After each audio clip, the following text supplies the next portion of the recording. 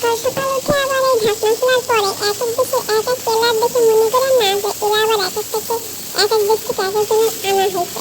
এরা কিন্তু একই দেশে, মানে এরা একই পুকুরের মাছ, মানে আমাদের বাড়ির গ্রামের পুকুরের মাছ। এরা কিন্তু এক এক জাতের হলেও আমি একসাথে রান্না করতেছি, কারণ আমার বাড়ি দুজন মানুষ হলেও আবার দুজন মানুষের এক একজন এক এক মাছ খায়।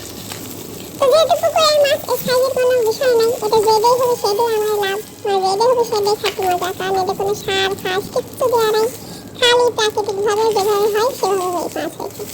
তো এই মাছগুলো সকাল সকাল রান্না করে ফেলতেছি। আর এই সকাল সকাল এই মাছ রান্না করতে যাই যে কি যে ঝামেলায় পড়েছি, বারবার করে চলে যায় কারেন্টে কি করবো। এখন মশলা বাটার জন্য তো আমার বিলেন্ডার লাগবে, যতবার দিই ততবার কারেন্ট চলে যায়, কি একটা ঝামেলার বিষয় কোন তো।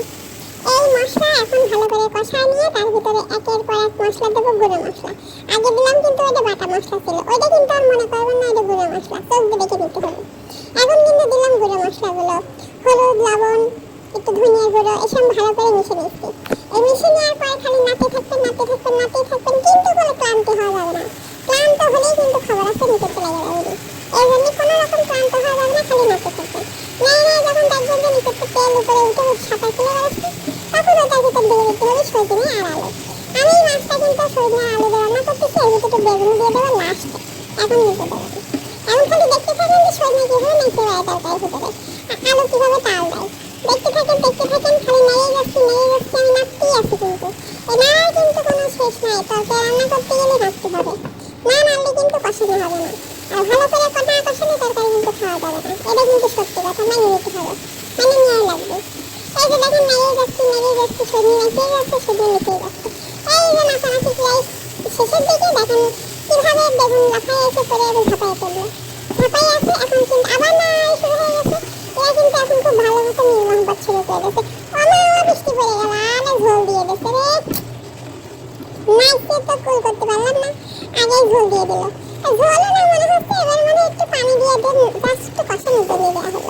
ঝোল আবার শেষ হয়ে গেছে, আবার নাচানাচি শুরু হয়ে গেছে। দেখেন এভাবে কিন্তু তরকারি রান্না করতে হলে প্রচুর নাচানাচি করে কষাতে হবে। কষানোর উপরে কিন্তু ডিপেন্ড করতেছে আপনার তরকারিটা কতটা টেস্টি হবে। এই টেস্টি বানানোর জন্য ধৈর্য ধরে কষাতে হবে। এই যে এবার হলো আসল বৃষ্টি, এই ঝোলটা মারিয়ে দিল। এই ঝোল তরকারিটা কিন্তু খেতে মজা, মশলাদার তরকারি থেকে যেটা পানি দিয়ে ঝোল তরকারি, এটা কিন্তু আসলে অনেক মজা লাগে, আসলে আমার খুব মজা লাগে। আমার বাড়িওয়ালা ঝোলওয়ালা খুব পছন্দ করে এবং ঝোল দিয়ে তরকারি খেতে আসলেই মজা। এই যে বিভিন্ন দেশের প্লেয়ারগুলো কিন্তু মাঠে নামি পড়েছে, পানির ভিতরে ঝাঁপিয়ে পড়েছে, এরা কিন্তু গোসল করতে নেমে গেল।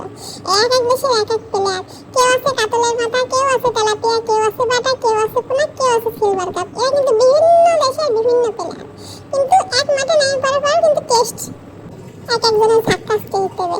এই যে তরকারিটা প্রায় হয়ে গেছে, এখন একটু বসায় দমে রাখা হয়েছে। এই যে তরকারিটা মজা শুরু হলো, এইবারই আসল মজার তরকারিটা।